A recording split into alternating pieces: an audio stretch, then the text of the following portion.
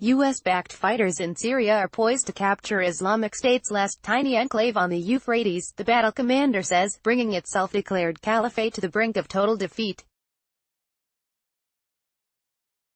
Jiya Furat said on Saturday the Syrian Democratic Forces had cornered the remaining militants in a neighbourhood of Baghouz village near the Iraqi border, under fire from all sides. In the coming few days, in a very short time, we will spread the good tidings to the world of the military end of Daesh, he said, using the Arabic acronym for Islamic State.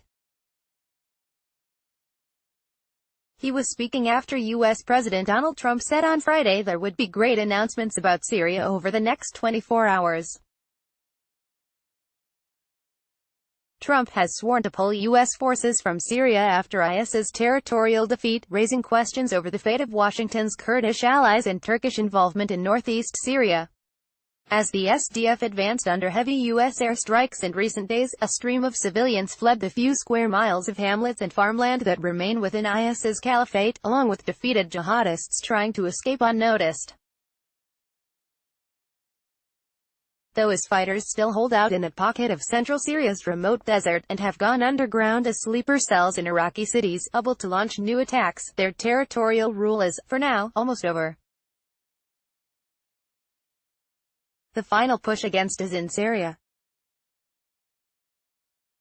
It ends a project launched from the great medieval mosque of Mosul in northern Iraq in 2014, when Abu Bakr al-Baghdadi seized advantage of regional chaos to proclaim himself caliph, suzerain over all Muslim people and land.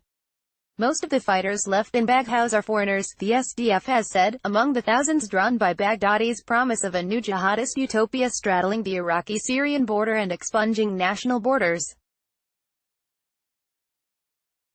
All that remains, said Furat, it is an encircled pocket about 700 meters square. Thousands of civilians are still trapped there as human shields, he said. Spokesman Mustafa Bali said the SDF had caught several militants trying to flee among the civilians. Others had handed themselves over. Their fate, and that of their families, has befuddled foreign governments, with few ready to repatriate citizens who pledged allegiance to groups sworn to their destruction, but who might be hard to legally prosecute. The SDF does not want to hold them indefinitely. The fate of Baghdadi is also a mystery. He has led the group since 2010, when it was still an underground al-Qaeda offshoot in Iraq.